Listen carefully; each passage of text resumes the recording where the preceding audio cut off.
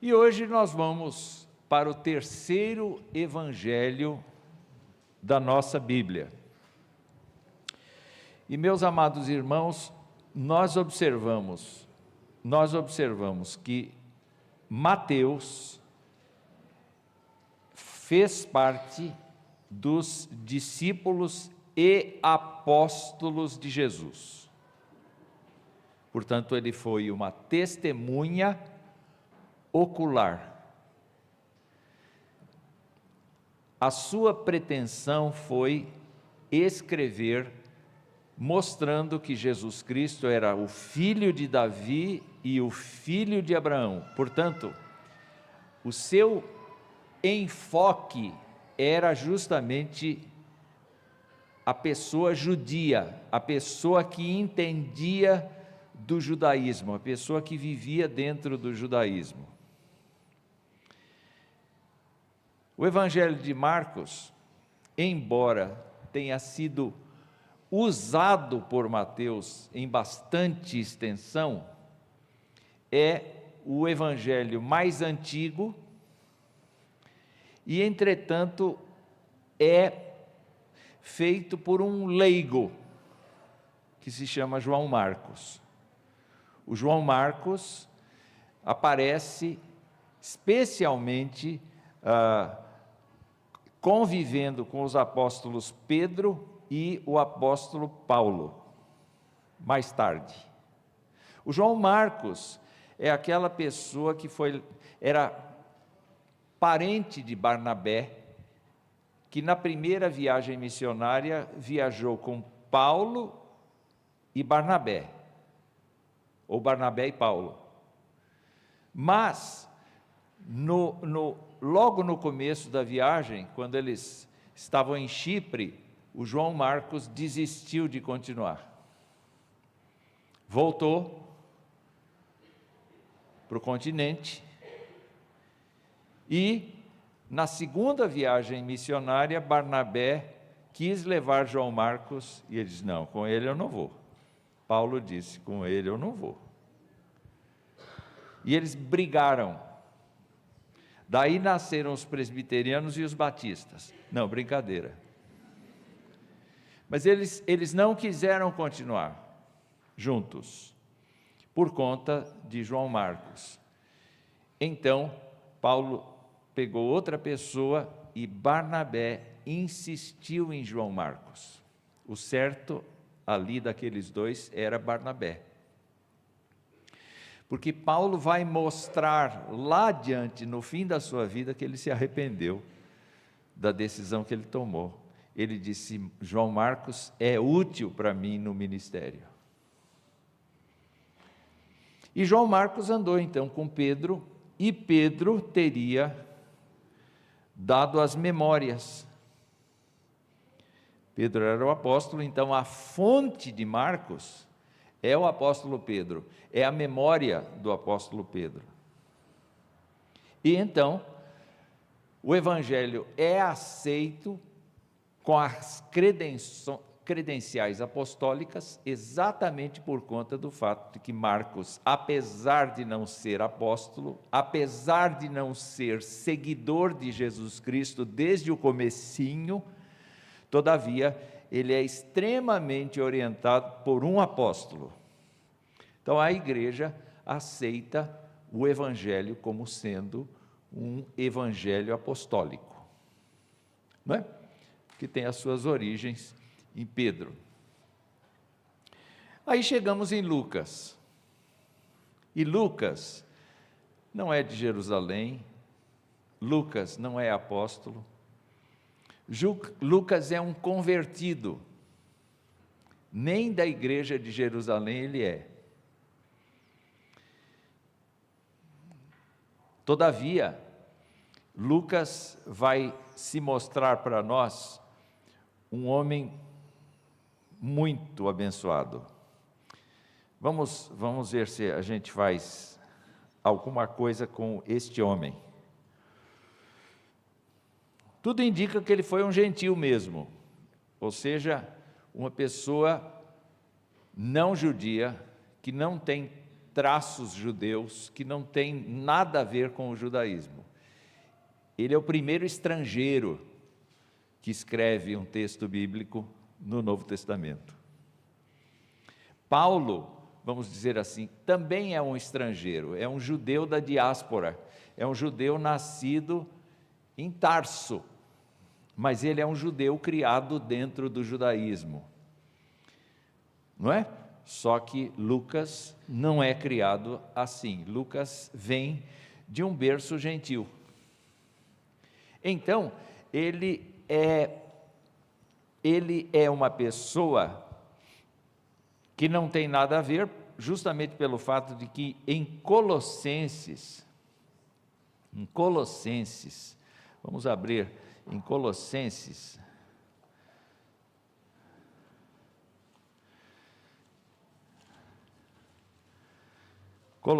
o capítulo 4, versículos 10 e 11, Paulo está fazendo saudações, então ele cita alguns nomes, e ele diz assim: Aristarco, que está preso comigo, manda saudações, e também Marcos, olha lá, o nosso Marcos, que escreveu o Evangelho de Marcos, primo de Barnabé.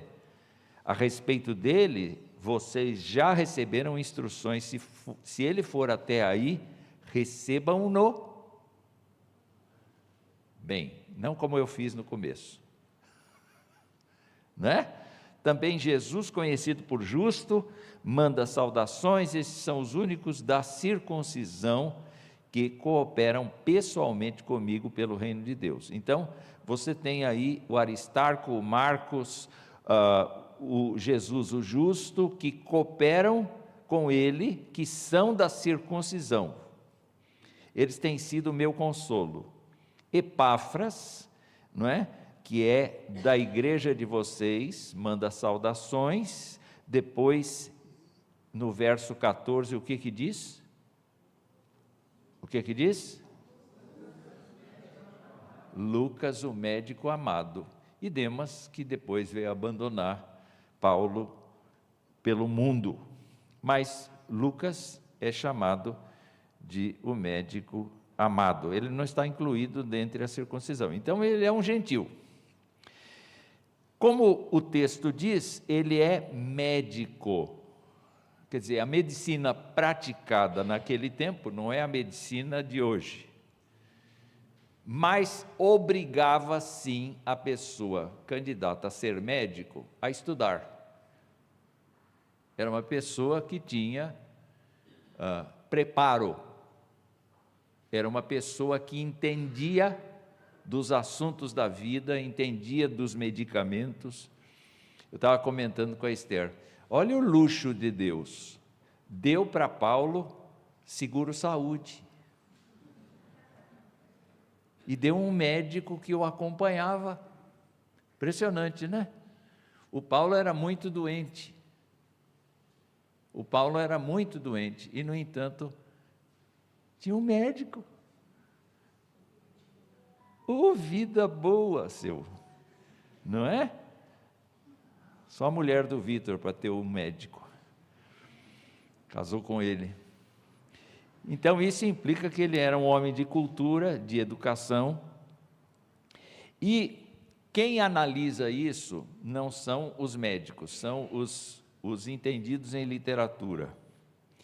Quando eles olham para o texto que Lucas produziu, é um texto erudito, é um texto de finíssima escolha de palavras. Ele é culto. Ele não é uma pessoa assim, como Pedro, que foi um pescador, né? É interessante vocês se lembrarem de uma coisa, interessante mesmo, importante até. Quando Pedro escreve as suas cartas, ele usa amauenses, ele usa secretários.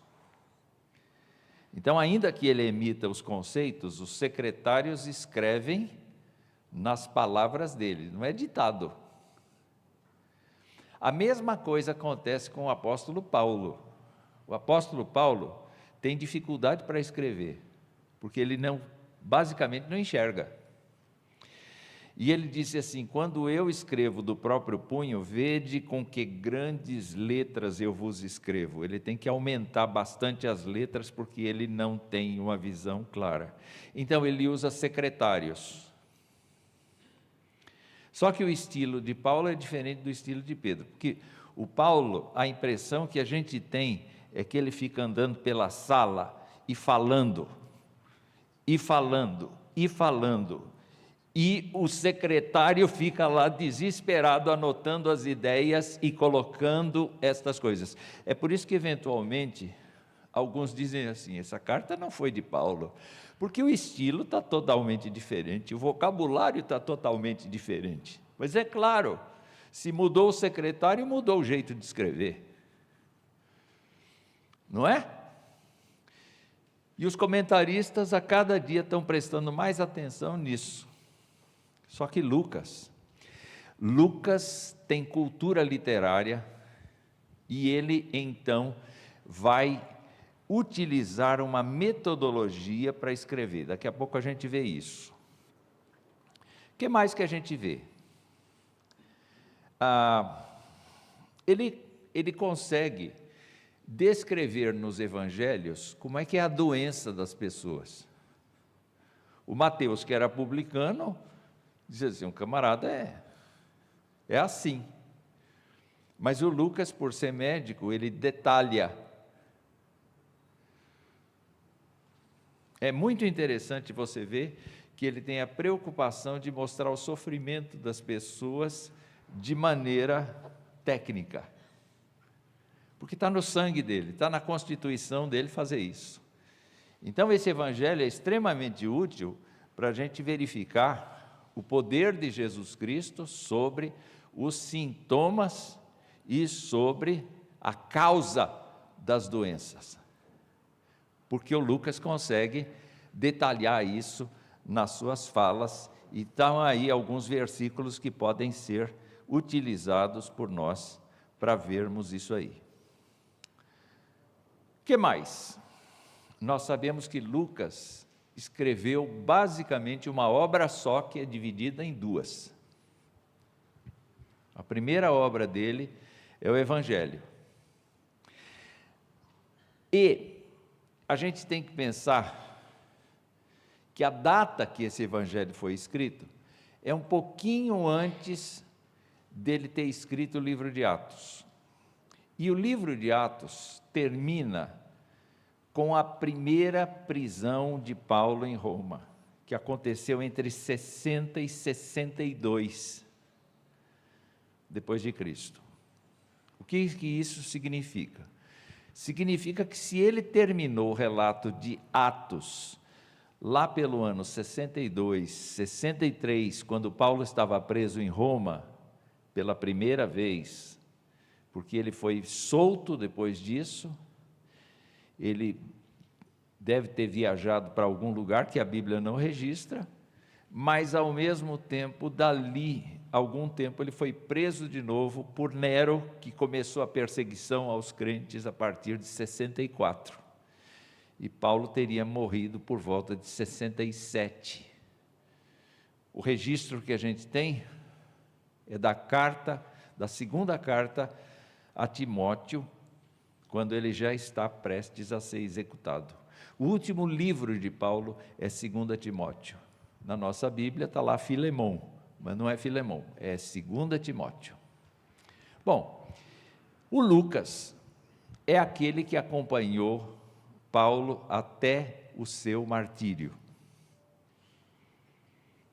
Portanto, é uma pessoa que andou muito com Paulo.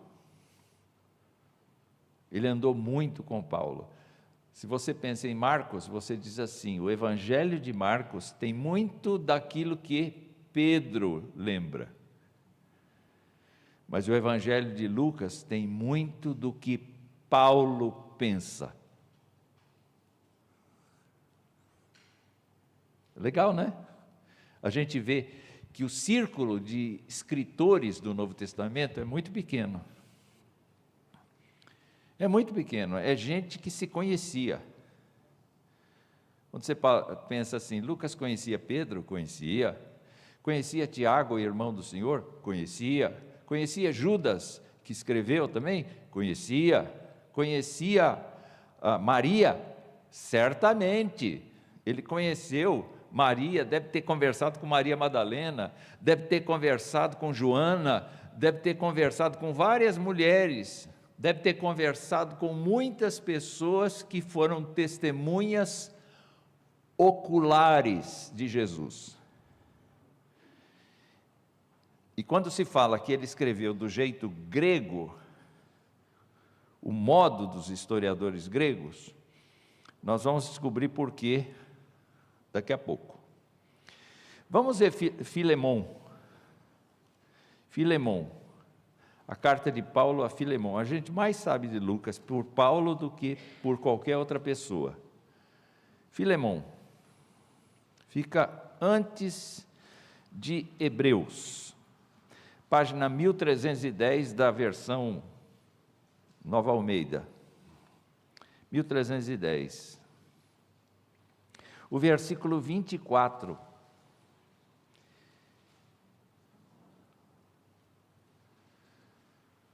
Como é que ele chama Lucas? Como é que ele chama Lucas? Um dos meus colaboradores. Lucas é colaborador. Lucas não é um médico passivo. Lucas é um homem culto, Lucas é um homem inteligente, Lucas é um homem sábio e Lucas é cooperador, ou seja, ele é um ativo mestre do Evangelho.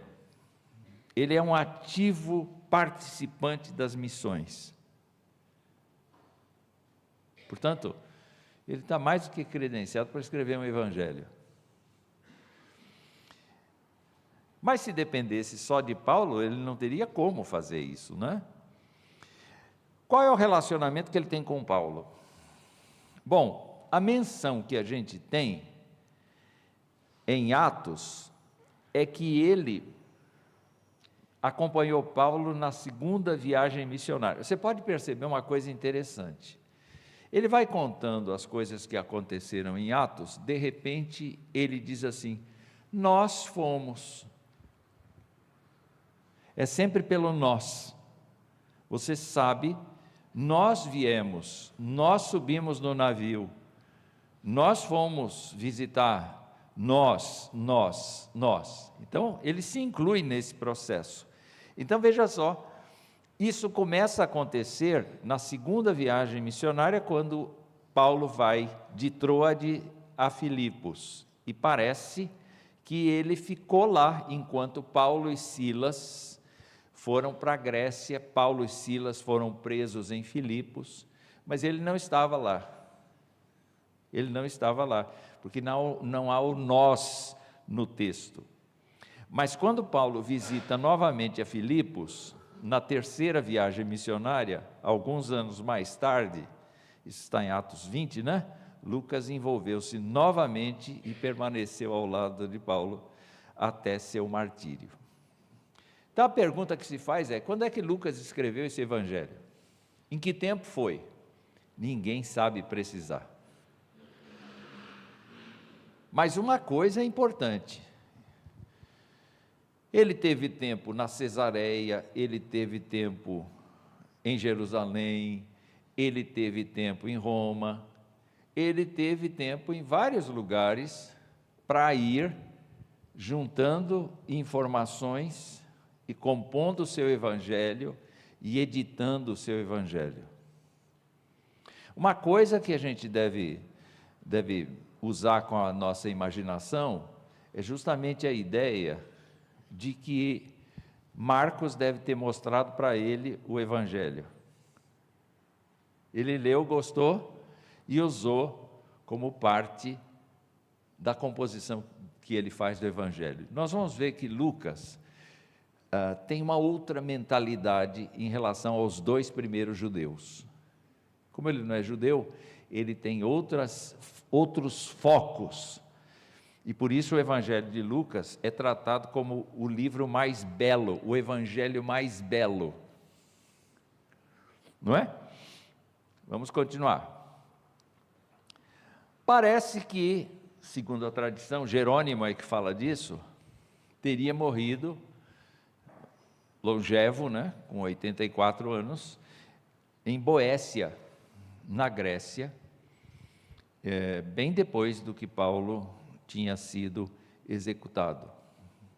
O ministério de Lucas, então, foi junto ao apóstolo Paulo, junto à igreja de Filipos e depois em outros lugares da Grécia, que a gente não sabe dizer quais, mas a produção dele ficou para a eternidade, não é? É uma obra imortal praticamente, o Evangelho de Lucas. Vamos olhar de novo esse mapinha?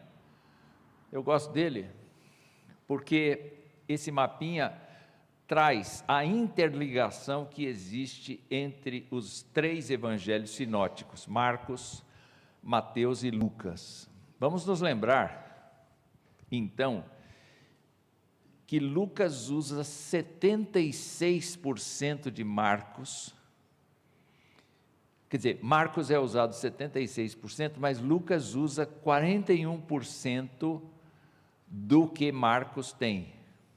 Em termos percentuais, 23% em tradição com Mateus, fontes junto com Mateus, mas observem que o percentual de Lucas, de produção dele mesmo, de exclusivo a Lucas, que é esta última aqui, esta verdinha aqui, é de 35%, bem mais do que Mateus, porque ele faz uma pesquisa insana a respeito dos fatos. E ele começa assim. Não começa ainda. Eu tenho que mostrar como é que é o esboço. A gente nunca sabe, né? O que vem a seguir, não é? É inesperado, né?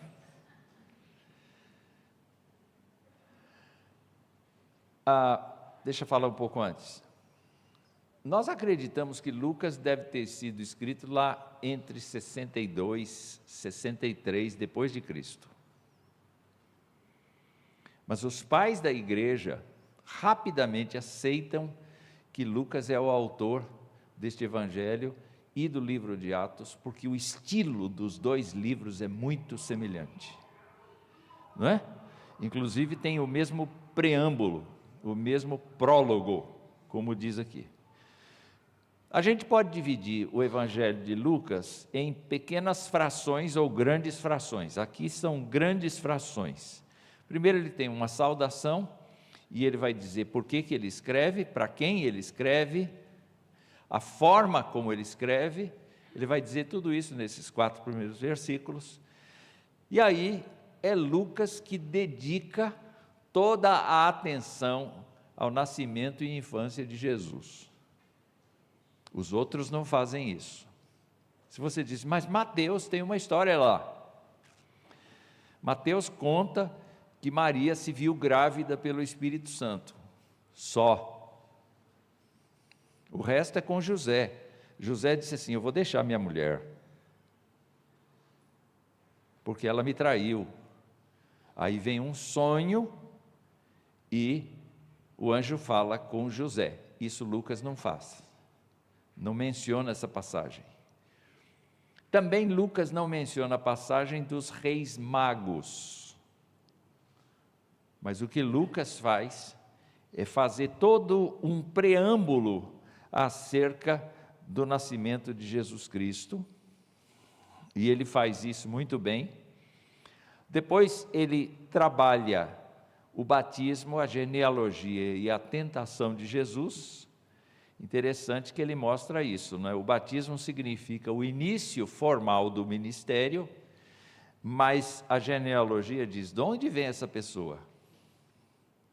E em terceiro lugar, o que ele precisou provar para que fosse essa pessoa?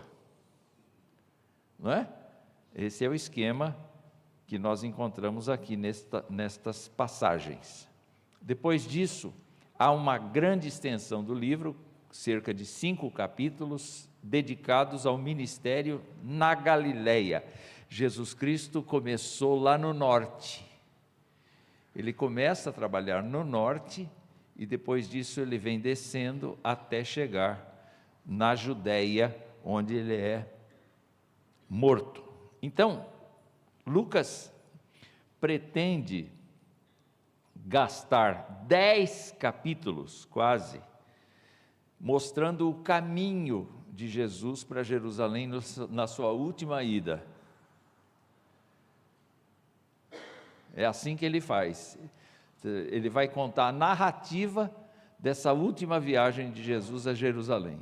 Ele pode ter ido várias vezes, e a Bíblia mostra que ele foi muitas vezes a Jerusalém, mas a última vez é fundamental. Então ele vem mostrando aqui o que Jesus está fazendo na caminhada a Jerusalém. E depois disso, a entrada em Jerusalém e o ministério ali. Ele dedica 4 capítulos para isso, e aí ele dedica o final do livro para o julgamento, para a crucificação, para as aparições depois da morte. Vamos começar com o prólogo. Vamos começar com o prólogo. O prólogo. Olha só, vamos ler juntos, para a gente trabalhar um pouco? Vamos lá? Visto que muitos já empreenderam uma narração coordenada dos fatos que entre nós se realizaram, conforme nos transmitiram os que desde o princípio foram deles testemunhas oculares e ministros da palavra, igualmente me pareceu bem, depois de cuidadosa investigação de tudo, desde a sua origem, dar-lhes por escrito, ó excelentíssimo Teófilo, uma exposição em ordem, para que você tenha plena certeza das verdades em que foi instruído. Dá para ver o que eu grifei aí? Dá. Qual a primeira coisa que eu grifei? O que Lucas tinha na cabeça? Uma história cronológica, não exatamente uma biografia como nós estamos acostumados a ver no estilo ocidental, mas uma biografia no estilo grego, em que se contam os feitos do herói, né? Em que se contam os feitos do herói. Então, em primeiro lugar, é necessário mostrar a origem do herói, e depois disso, os feitos do herói. Então, por isso que ele pensa numa narração coordenada dos fatos. Então, se nós temos que prestar atenção, os evangelistas, na medida que iam lembrando dos fatos, iam pondo lá. Isso não significa que eles tivessem uma ordem cronológica. É uma lembrança dos fatos. Oh, lembrei disso aqui, põe lá. Oh, lembrei daquilo lá. Quer dizer, não existe a preocupação de dizer assim, agora eu vou encaixar isso aqui no período histórico certinho. Lucas fez isso. Ele procurou colocar na ordem certinha. É claro que eventualmente ele pode ter tido falhas em função da memória das pessoas. A segunda coisa que a gente vê aí nessa fala é que ele não fez isso de motu próprio apenas. Ele fez uma narração coordenada dos fatos, conforme nos transmitiram quem? Os que desde o princípio foram deles testemunhas oculares e ministros da palavra. Então a preocupação de Lucas foi ouvir pessoas importantes. Então, se você perguntar, ele ouviu Maria? Ouviu. Não ouviu José, porque José era viúvo, era falecido. Viúva era Maria. Oh, Senhor! Isso está cada vez mais frequente, né, Esther? Essa confusão mental, não é? E aí, então, você vê também testemunhas oculares e ministros da palavra. Então, com certeza, ele sentou com os apóstolos, ele ouviu, provavelmente ele conversou com Mateus, provavelmente ele conversou com Pedro. Ele estava no ambiente daqueles homens, daquela liderança da igreja, então ele não estava inventando nada, não é? Igualmente a mim, quer dizer, vamos voltar para trás para o versículo 1.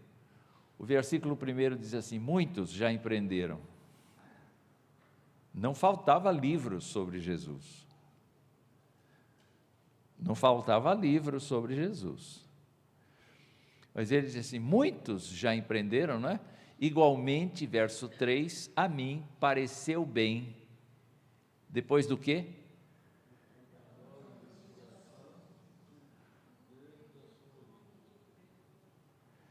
Cuidadosa investigação de tudo desde a sua origem. Quer dizer, ainda que os outros não tenham dito, como é que foi que eu escrevi mesmo? Ele diz, eu escrevi, depois de pesquisar muito, depois de descartar a história fantasiosa, depois disso, depois daquilo, e vamos nos lembrar que ele escreveu inspirado pelo Espírito Santo de Deus. Os outros não têm valor? Claro que tem valor, porque eles foram inspirados também, entretanto o foco deles era outro. Se Mateus era para judeus e Marcos era para romanos, para quem é esse evangelho? Esse evangelho é para um camarada chamado Teófilo. O que significa Teófilo? Teós mais filo, amigo de Deus. Mas como é que ele trata o Teófilo? Senhor, você, excelentíssimo. Para quem esse título é aplicado por Lucas, lá em Atos? Para Festo e para Agripa, autoridades muito altas. Para essas pessoas ele chamava de excelentíssimo. Quem é o Teófilo?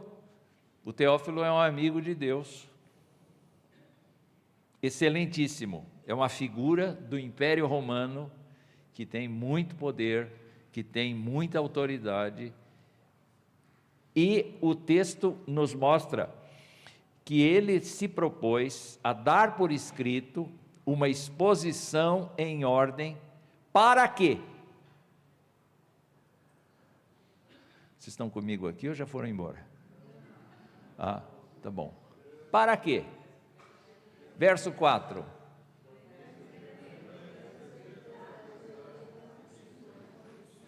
Portanto, esse Teófilo já foi instruído pelas verdades. Então, alguns veem aí uma motivação de Lucas para escrever. Nós vamos escrever para alguém do governo, para o governo saber quem é Jesus e quem é o cristianismo.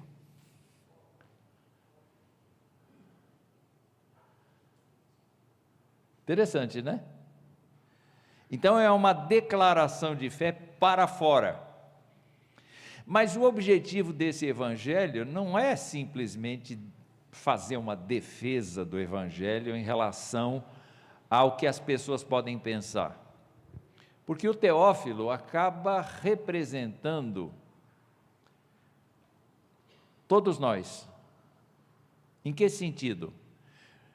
Lucas vai mostrar nesse evangelho que Jesus é o Salvador de homem, mulher, rico, pobre, sem raça, sem status social, sem nada, sem nada. Ele vai mostrar que Jesus é o Salvador universal. Então, nós podemos aprender em Lucas essa verdade inicial. Olha, Jesus salva qualquer pessoa. Ele não salva judeus somente. Obrigado, minha professora. Ela fica me corrigindo. Será que isso é? Diga, André, só com o microfone eu atendo. Não tem jeito. Não, peraí, eu vou indo lá, ó. Fica mais rápido. Fala. O Teófilo, sendo alguém muito importante, estando em Roma, é provável que ele sabia da situação de Paulo preso. E pode ter alguma motivação também essa investigação? Olha, só Deus para responder, mas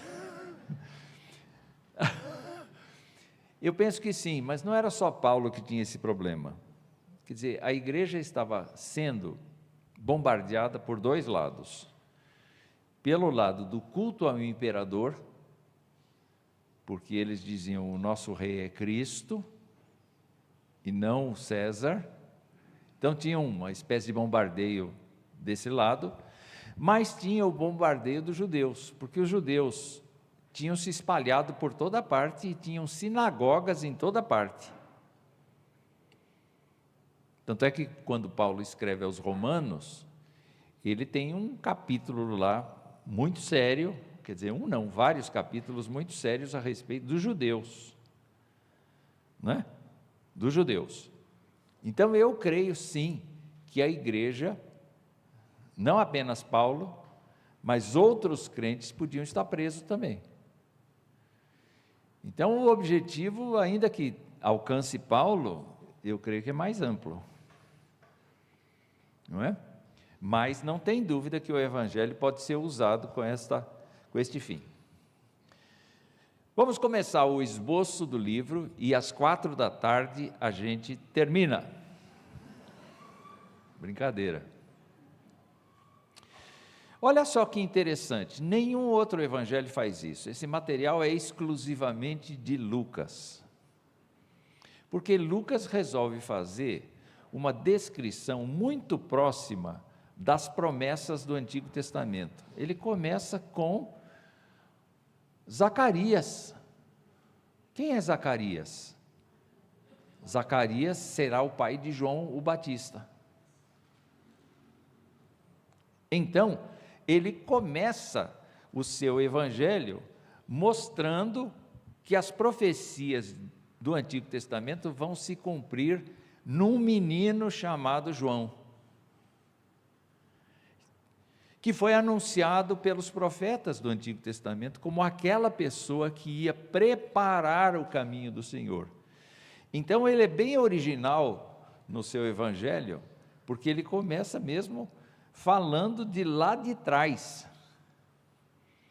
Ele anuncia a Zacarias que Zacarias vai ter um menino e vai ter que pôr o nome de João, e anuncia para Maria que vai ter que pôr na criança o nome de Jesus. Está tudo guiado, está tudo estabelecido. E Lucas vai mostrar os bastidores desse plano. Quando que você podia imaginar que uma senhora já avançada em anos ia ter uma criança? Quer dizer, Deus reservou a esterilidade de Isabel para o dia em que ela ia dar ao mundo aquele que prepararia o caminho do Senhor. Não é?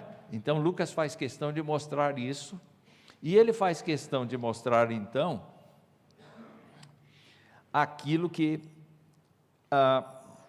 vai acontecer e como vai acontecer a Maria acerca do nascimento de Jesus. Você pode ir folheando a sua Bíblia, e você pode ver então do capítulo 1, verso 26, que você já tem o anúncio do nascimento de Jesus, a visita de Maria e Isabel.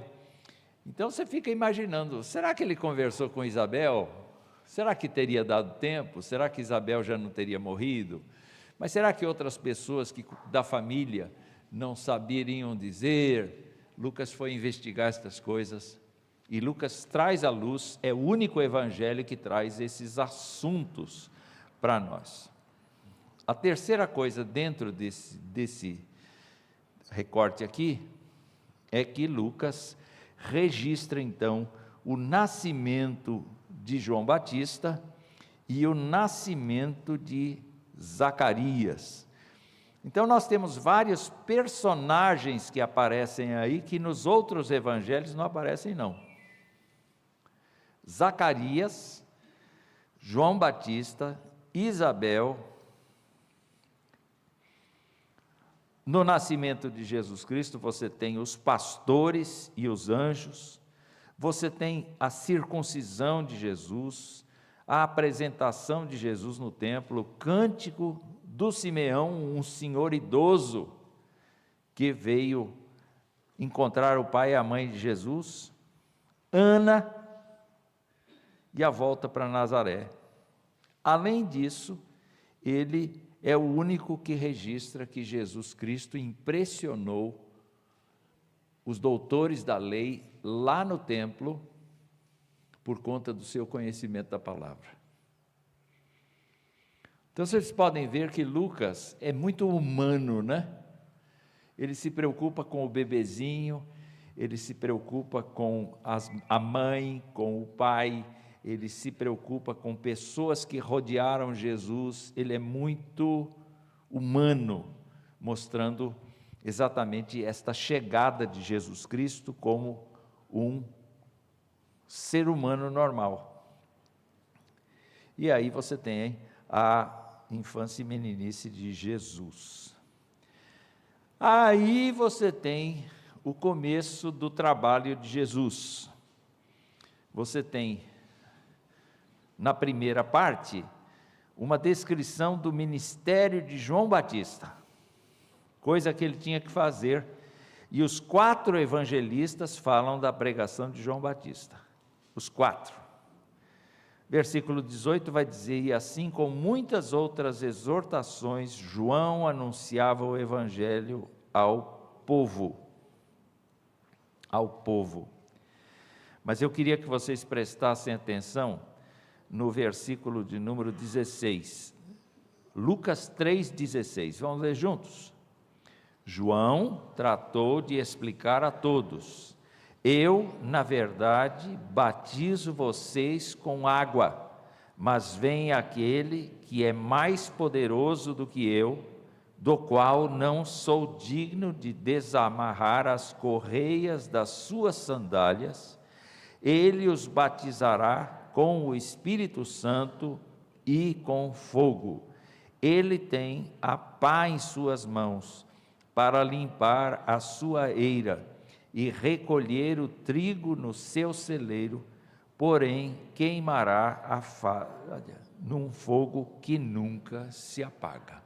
Então o que vocês podem ver é que Lucas retratou perfeitamente a mensagem de João Batista e a compreensão que João Batista tinha do Messias.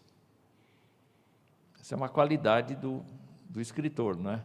Ele ouviu o testemunho e ele registrou no seu evangelho esse testemunho. O que nós temos mais? Nós temos então os antecedentes do ministério de Jesus com seu batismo, genealogia e tentação. E eu quero parar um pouquinho aqui na genealogia, capítulo 3, versos 23 até 38. Mas nós vamos ler só o 23. Dá para ler? Ora, Jesus tinha cerca de 30 anos quando começou o seu ministério. Olha, ninguém registrou isso, só Lucas. Vocês estão aí ainda? Deixa eu pôr o óculos. Não é? Estão. Só Lucas registra que Jesus começou com 30 anos o seu ministério. Mas vamos ver como é que ele compôs a genealogia de Jesus. O próximo versículo. Não, continuando no 23. Era conforme se pensava, filho de José. Pronto. Era como se pensava, filho de José. O que isso quer dizer para você? Como é que as pessoas pensavam que Jesus era? Era filho de José. Ninguém sabia do nascimento virginal de Cristo. A visão da sociedade do tempo de Jesus é que ele era filho do carpinteiro. Como é que saiu tanta sabedoria e poder do filho do carpinteiro? Mas, então, Lucas começa aí, de trás para frente. Era filho de José, que era filho, e ele termina o verso 38, vamos ler o verso 38, filho de Enos, filho de Sete, filho de Adão, filho de Deus. O que ele está tentando mostrar com essa genealogia? Vamos nos lembrar, Mateus começou de lá para cá. Abraão, e Abraão deu a luz não deu a luz para ninguém, mas de Abraão nasceu esse, nasceu aquele, e foi vindo até chegar em Jesus. E Lucas é filho de Adão, filho de Deus. O que significa isso para você? Quando ele faz uma genealogia desse tipo, o que significa?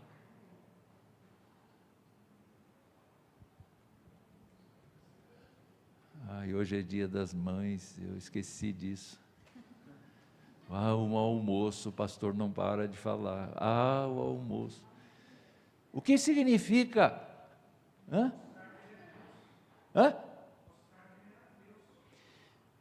Antes disso, mostrar que ele era filho de Adão.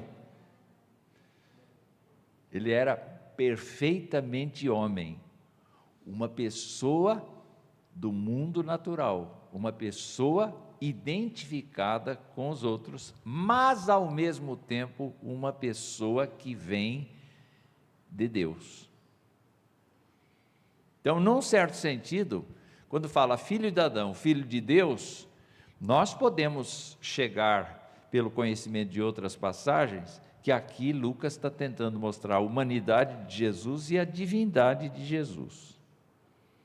Mas a ideia é a seguinte: quem fez o homem? Foi o Senhor. Então, ele é filho do primeiro homem e, naturalmente, criação de Deus. Então, a ideia é que a origem de Jesus Cristo é uma origem perfeitamente humana, mas perfeitamente procedente de Deus o Pai. Só mais uma e a gente interrompe aqui para domingo que vem continuar.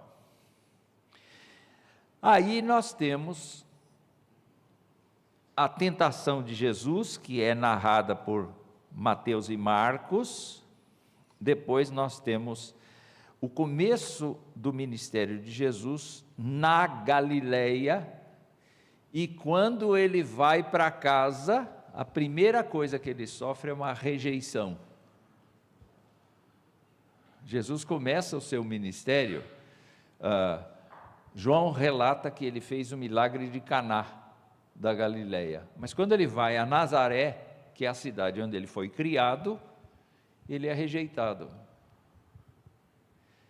E os evangelistas dizem assim, e se escandalizaram nele. Sabe o que é uma pessoa escandalizada? Sabe o que é uma pessoa escandalizada? Uma pessoa escandalizada é uma pessoa tão assustada que tem um nível de incredulidade.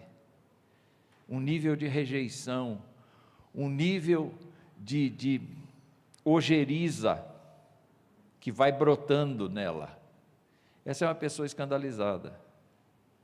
Às vezes você tem um crente novinho que vem aqui e diz assim, a igreja é cheia de pessoas que se amam, aí ela é maltratada logo no primeiro dia que ela vem.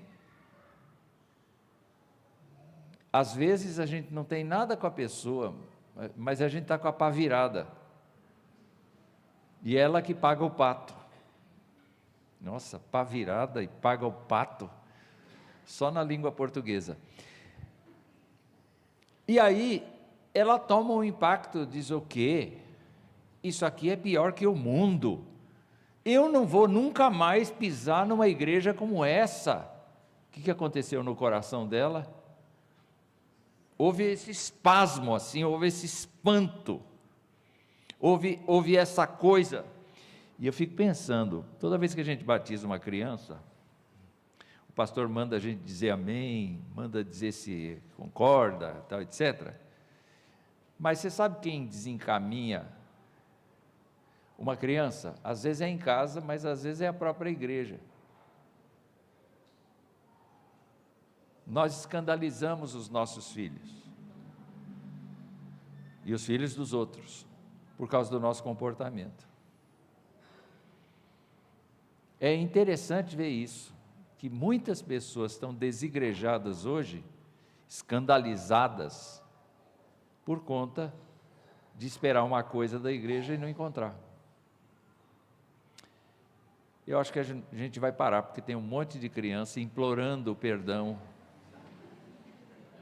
implorando a graça, implorando o frango. Então ele começa a sua vida ministerial sendo rejeitado pela sua família, e é dali que ele cita um velho ditado, que é muito atual: o profeta não tem honra na sua própria casa.